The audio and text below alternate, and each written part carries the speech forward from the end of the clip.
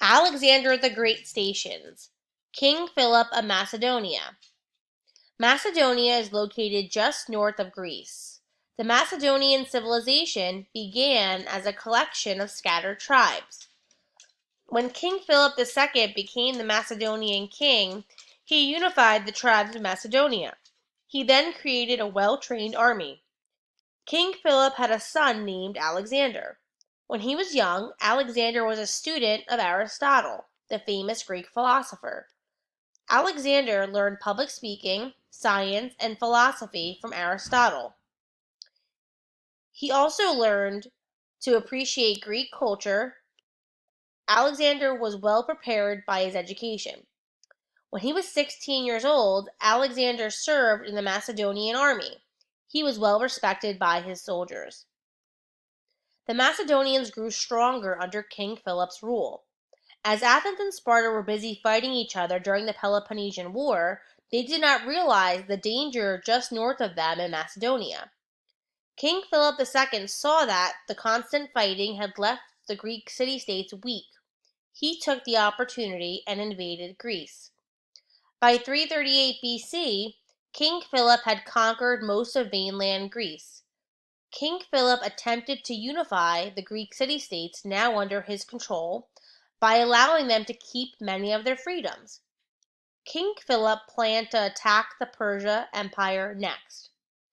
Unfortunately, King Philip was murdered in 336 BC. His son Alexander became king of Macedonia when he was 20 years old. Alexander's Empire, the four-part plan. Alexander was very ambitious. He planned on honoring his father's plan on expanding the Macedonian Empire. Alexander had a four-part plan to unite the people of his empire. 1. Defeat of enemy forces. 2. Spread Greek culture and ideas. 3. Use of religion to inspire loyalty. And 4. Showed respect for the conquered cultures and adopted some of their customs. 1. Defeat of enemy forces. After King Philip was murdered, some of the Greek city-states rebelled. Alexander had to control the rebellion with force. In 334 BC, Alexander invaded Asia Minor with a united Greek and Macedonian army. He used both terror and kindness to conquer enemy forces. Towns that resisted were burned down. Towns that surrendered could keep their government officials. Alexander helped them rebuild their property. Alexander wanted to carry out his father's plan to conquer the Persian Empire. He turned to the east to invade Persia, a common enemy of both Macedonians and Greeks. In 333 BC, in a major battle in Issus, Syria, against the Persian army, Alexander defeated the Persian army. Alexander moved on and conquered Egypt in 331 BC. He built a new city and named it Alexandria. In late 331 BC, Alexander's army invaded and defeated Mesopotamia, ruled by the Persian Empire. Alexander's army took total control over the rest of the Persian Empire. In 327 BC, Alexander's empire expanded into western India. The territory of Alexander's empire included Asia Minor, Central Asia, Persia, and western India. 2. Spread of Greek culture and ideas. Alexander admired Greek culture and wanted to spread Greek ideas throughout his empire. He hoped Greek culture would blend with the cultures of all the people that he conquered. Alexander built Greek-style cities throughout his empire that had marketplaces, agoras, temples, and theaters. Settlers from Greece went to Alexander's new cities, bringing with them Greek art, literature, and laws.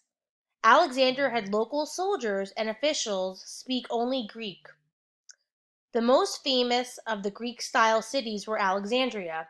It was located in Egypt by the sea. It had many Greek characteristics, including an agora, a gymnasium, a university, theater, and courts of law.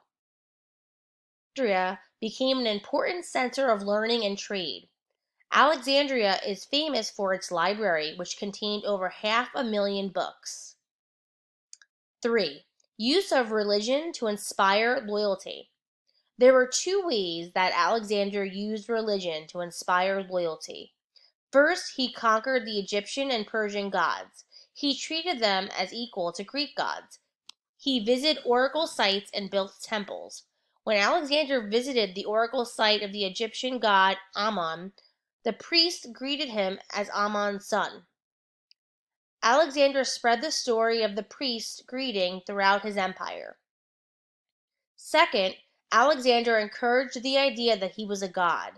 In order to influence the Egyptians to accept him as a god, Alexander wore a crown of 2 ram's horns, which was the sacred headdress of the Egyptian god Ammon. He required all Greeks to accept him as the son of Zeus. 4. Showed respect for the conquered cultures and adopted some of their customs. Alexander showed respect for the people he conquered by adopting their customs. In Persia, he adopted the Persian system of government. The Persian governors were still allowed to run the daily business of their lands, but Alexander appointed Macedonians to head the army. He had his own people control the taxes that were collected. Alexander borrowed some Persian customs, such as wearing Persian-style clothes. He received official visitors in the same manner that a Persian king would, in a luxury tent. He required visitors to kneel in front of the throne and bend over until their heads touched the ground. Alexander also encouraged marriage between the Macedonians and Persians. Alexander married the oldest daughter of King Darius. The end of Alexander's empire and its legacy. In 324 BC, Alexander had his army heading towards northern India. His soldiers were exhausted and refused to go any further. Alexander listened to his soldiers and returned to Babylon. In 323 BC, Alexander caught swamp fever and died at the age of 33. His empire crumbled, but its legacy lived on. Alexander the Great had spread the Greek culture to the non-Greek people he had conquered.